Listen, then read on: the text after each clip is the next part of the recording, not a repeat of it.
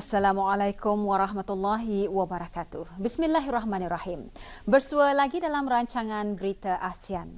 Umat Islam di seluruh dunia kini meraihkan Hari Raya Aidilfitri setelah selesai menunaikan ibadah puasa selama sebulan di bulan Ramadan. Seperti juga di negara ASEAN yang lain, suasana sambutan Hari Raya Aidilfitri di negara Brunei Darussalam sememangnya begitu meriah kerana ia diraihkan oleh pelbagai lapisan masyarakat tanpa mengira umur dan pangkat.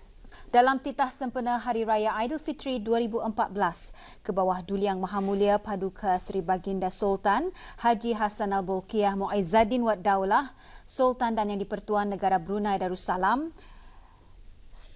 menekankan agar negara kekal dengan agama dalam semua aspek kehidupan dan meletakkannya paling hadapan sebagai suluh dan panduan. Dengan agama, tegas baginda, sudah pasti tidak ada lagi satu ruang pun untuk diisi atau ditempati oleh keburukan. Berita ASEAN juga memaparkan berita terkini mengenai nahas pesawat MH17 yang terhempas di Ukraine pada 17 Julai 2014. Laporan baru-baru ini mengatakan Perdana Menteri Malaysia akan menemui rakan sejawatannya Mark Rutte di The Hague untuk membincangkan sama ada ahli patologi Malaysia dapat membantu bagi mempercepatkan proses pengecaman mayat mangsa. Kedua-dua Perdana Menteri juga akan membincangkan tentang memperoleh akses penuh ke tapak nahas supaya pasukan antarabangsa dapat menjalankan penyiasatan yang komprehensif bagi menentukan punca nahas dan siapa yang bertanggungjawab.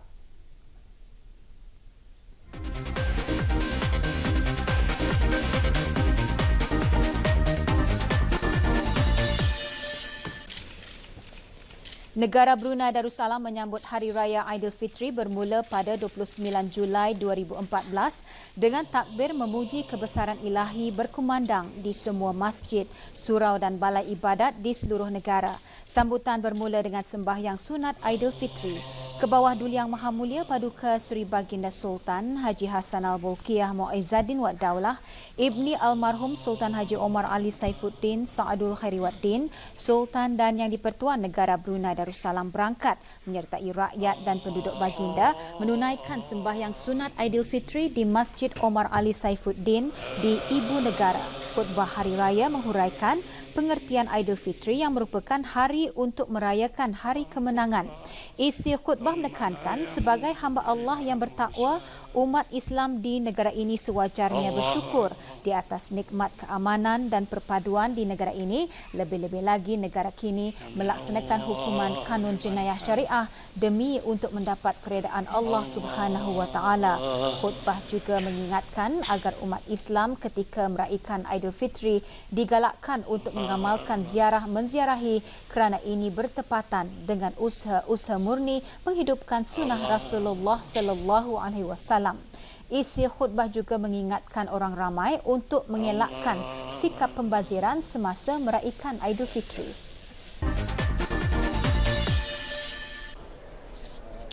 Sejurus sembahyang sunat Hari Raya ke bawah Duli Yang Maha Mulia Paduka Seri Baginda Sultan dan Yang di-Pertuan Negara Brunei Darussalam dan ke bawah Duli Yang Maha Mulia Paduka Seri Baginda Raja Isteri Pangeran Anak Hajah Saleha binti almarhum Pangeran Pemanca Pangeran Anak Haji Muhammad Alam berkenan menerima mengadap dan junjung ziarah Hari Raya Aidilfitri daripada pembesar-pembesar negara serta para diplomat dari negara-negara sahabat. Majlis mengadap dan junjung ziarah Hari Raya berlangsung di Istana Nurul Iman. Pada majlis sambutan Hari Kemenangan Umat Islam ini, ke bawah Duli Yang Maha Mulia dan ke bawah Duli Yang Maha Mulia Paduka Seri Baginda Raja Isteri dan kerabat diraja yang lain berkenan menerima sembah ucapan Selamat Hari Raya Aidilfitri. Kehadiran para duta dari negara-negara sahabat adalah bukti penglibatan dan kewibawaan negara di persada dunia. Kesempatan bersama kehadapan majlis ke bawah Duli Yang Maha Mulia dan ahli-ahli kerabat diraja ini mencerminkan ketulusan baginda menjadikan sambutan Hari Raya ini sebagai titian untuk mewujudkan rasa muhibah dan mesra di antara pemimpin dan yang dipimpin. Sementara itu, Istana Nurul Iman dibuka selama 3 hari mulai hari ini bagi membolehkan orang ramai mengadap dan menjunjung ziarah ke hadapan majlis ke bawah Duli Yang Maha Mulia Paduka Seri Baginda Sultan dan Yang di-Pertuan Negara Brunei Darussalam dan kerabat diraja sempena Aidilfitri. Detik istana dibuka ini sudah tentu tidak akan dilepaskan peluang bukan saja oleh rakyat dan penduduk di negara ini, malah oleh penduduk luar negeri yang bermastautin di bumi Darussalam ini, lebih-lebih lagi para pelancong.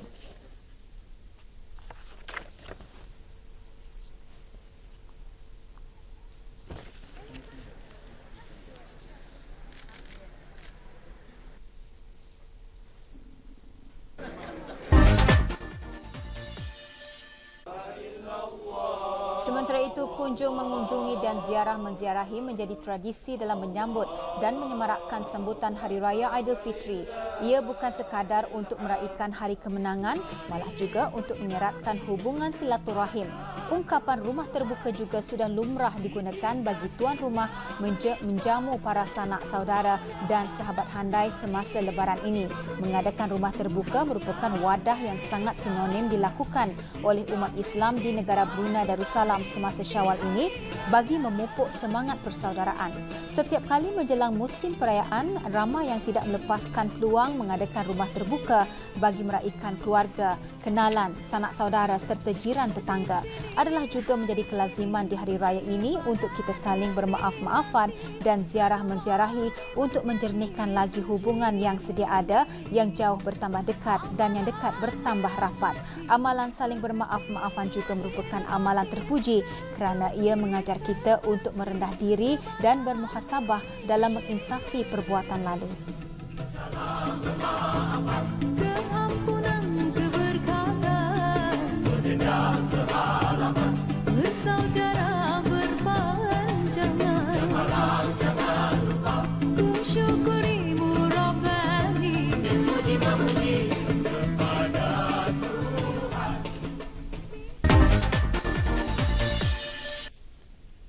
Pada 21 Julai, Malaysia memperoleh persetujuan bagi penyerahan mayat mangsa dan kotak hitam serta bagi para penyiasat antarabangsa mendapat akses ke tapak nahas di Grabov di timur Ukraine. Keputusan ini dicapai berikutan persetujuan yang dicapai oleh Datuk Najib dengan Ketua Kumpulan Pemisah di tapak nahas Alexander Borodai. Datuk Najib menegaskan bahawa persetujuan yang dicapai oleh Malaysia dengan pihak-pihak yang menguasai tapak nahas mempunyai 3 elemen utama, iaitu penyerahan kotak hitam kepada Malaysia, menyerahkan mayat mangsa dan akses penuh ke tapak nahas diberikan kepada para penyiasat antarabangsa.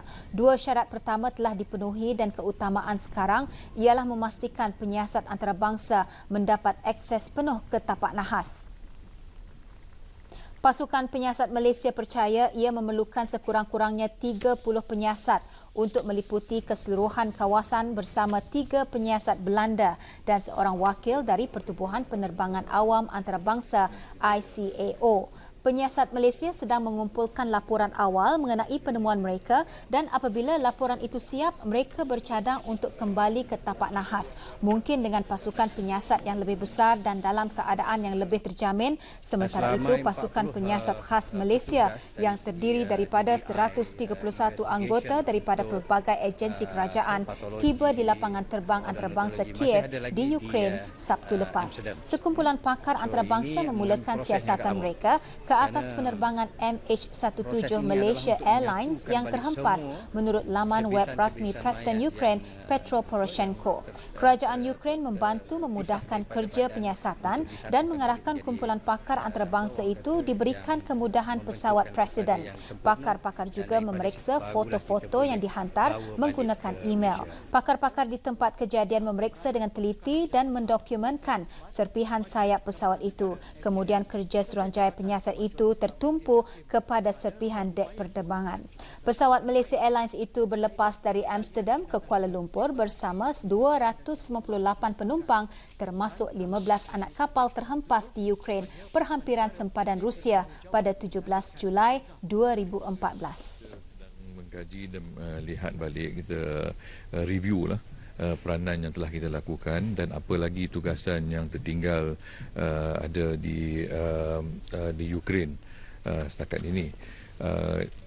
Sekarang ni banyak tugas-tugas yang berbentuk investigation atau penyiasatan yang sedang akan dilakukan, khususnya yang berkaitan dengan komponen ataupun bahagian-bahagian kapal terbang yang telah jatuh tu.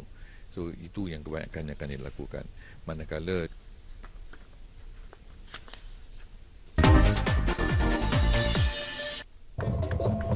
Joko Widodo yang dikenali dengan nama Jokowi memenangi pilihan raya Presiden Indonesia baru-baru ini. Tuan Joko Widodo menyifatkan kemenangannya itu sebagai kemenangan bagi semua rakyat Republik itu. Governor Jakarta itu hanya memperolehi lebih 6% dengan 53.15% daripada hampir 130 juta pengundi semasa pilihan raya 9 Julai. Ia dikatakan persaingan paling sengit dalam sejarah pilihan raya di Indonesia yang menyaksikan beliau bertanding dengan seorang bekas Jeneral Tentera Prabowo Subianto. Menjelang keputusan tersebut diumumkan, bakal Presiden itu memberitahu sebuah agensi berita antarabangsa hasratnya untuk menarik pelaburan dengan memperbaiki prasarana yang sudah lama, merubah peraturan yang begitu ketat dan memecat menteri yang tidak begitu berfungsi. Bangsa Indonesia.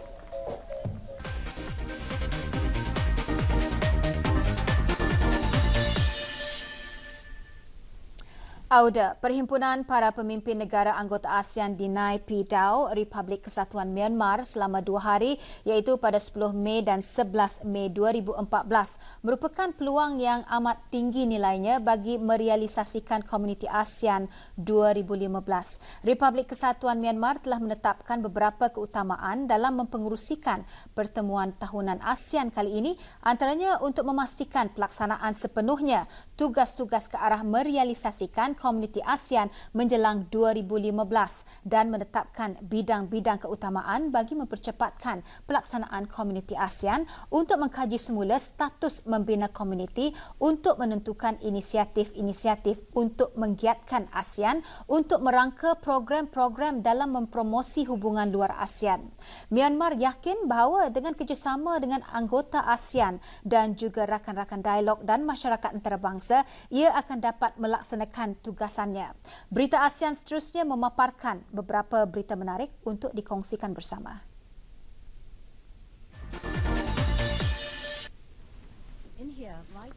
Penjagaan paliatif yang memberi tumpuan kepada melegakan penderitaan pesakit mendapat rangsangan dengan rancangan untuk meningkatkan perkhidmatan dan infrastruktur. Menteri Kesihatan Gan Kim Yong mengumumkan langkah-langkah ini pada pembukaan persidangan penjagaan paliatif Singapura baru-baru ini. Kementerian Kesihatan sedang menyediakan lebih banyak langkah untuk memastikan rakyat emas Singapura yang mendapat penjagaan yang baik. Langkah tersebut termasuk penjagaan paliatif di rumah oleh sekurang-kurangnya 1,000 lagi tempat disediakan pada tahun 2020. Terdapat juga lebih banyak katil disediakan di hospital masyarakat untuk pesakit di bawah penjagaan paliatif. Pada masa ini, hanya sebuah hospital masyarakat di Singapura yang memenuhi keperluan pesakit tentang penjagaan paliatif. Untuk memastikan industri ini mempunyai tenaga manusia yang mencukupi, diploma dalam perubatan paliatif oleh Universiti Kebangsaan Singapura akan dilancarkan bulan depan untuk melatih profesional perubatan. We're actually hiring the right person, and then we also want to make sure that they will stay with us. With more than 6,000 vacancies in the F&B sector last year, facilities like Hope Cafe can grow a pool of trained workers to take on such jobs. SCORE says while the F&B industry in Singapore is vibrant and in need of manpower, it also works with WTA to help train offenders and place them in jobs in other industries such as logistics and service. So far, 150. Walaupun hak-hak kanak-kanak telah menjadi isu yang semakin mendesak di banyak negara termasuk Vietnam, ramai yang masih tidak mengiktiraf kepentingannya. Oleh itu, ia seolah-olah yang menakjubkan bahawa sebahagian daripada kanak-kanak tempatan di wilayah Ho Bin kini boleh bercakap dengan jelas tentang hak-hak mereka. Ini dilihat sebagai keputusan yang positif daripada projek yang dilaksanakan oleh organisasi Child Fund Vietnam 17 tahun yang lalu. Tran Hai Ni, seorang gadis berusia 12 tahun, telah mengambil bahagian dalam projek ini selama 4 tahun. Setiap minggu, Ni dan rakan-rakannya mengadakan mesyuarat untuk meningkatkan kesedaran rakyat mengenai hak kanak-kanak.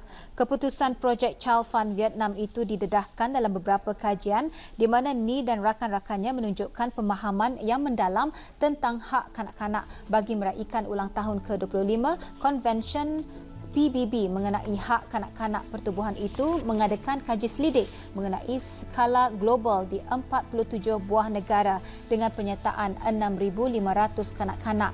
Di Vietnam, kajian ini menarik penyertaan lebih 100 kanak-kanak di wilayah Ho Bin.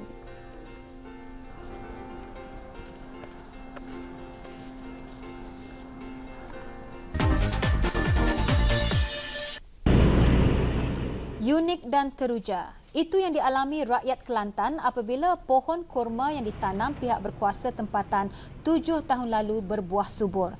Bagi pengunjung yang melihat sendiri keunikan pohon tersebut, mereka berasa seolah-olah berada di Asia Barat.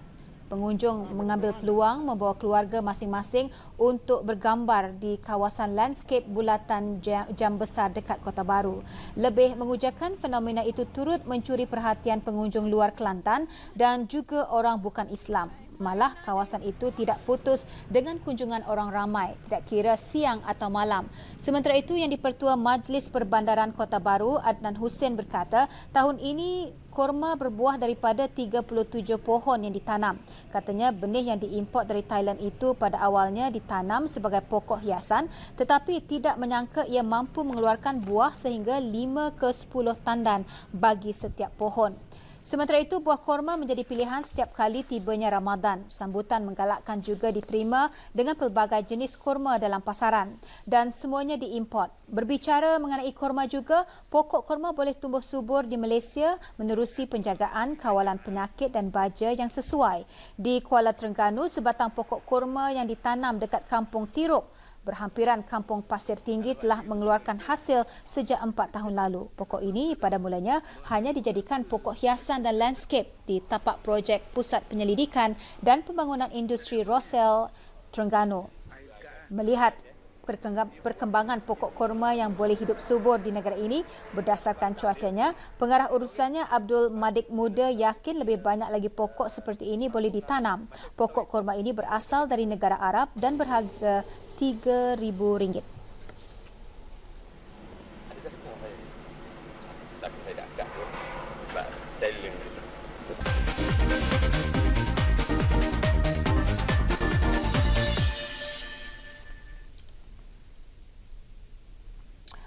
Auda perpaduan ASEAN merupakan bahan paling utama dan penting bagi ASEAN untuk boleh dipercayai di mata dunia dan diintegrasikan sepenuhnya terhadap masyarakat atau komuniti. Matlamat utama ASEAN adalah untuk mencapai satu komuniti yang aman dan makmur di mana ASEAN memainkan peranan utama dalam arkitektur serantau yang baru muncul dan menyumbang terhadap perkembangan sihat komuniti global, mesra rakyat, penyayang dan bertanggungjawab, dinamik dari segi ekonomi, mampan dan berdaya tahan, mengekalkan keamanan, kestabilan dan keharmonian. Untuk mengikuti berita ASEAN, Auda boleh layari video portal melalui laman web www.rtbnews.rtb.gov.bn. Sempena hari yang mulia ini, kami dari Unit Pertukaran Berita ASEAN dan Asia Pasifik dengan ikhlas lagi sukacita mengucapkan Selamat Hari Raya Aidilfitri. Semoga kita sama-sama dapat menyambut hari bahagia ini dalam suasana riang gembira. Hingga di sini dulu pertemuan kita dalam Berita ASEAN malam ini. Bertemu lagi minggu depan pada hari dan waktu yang sama. Assalamualaikum warahmatullahi wabarakatuh. Salam hormat dan selamat malam.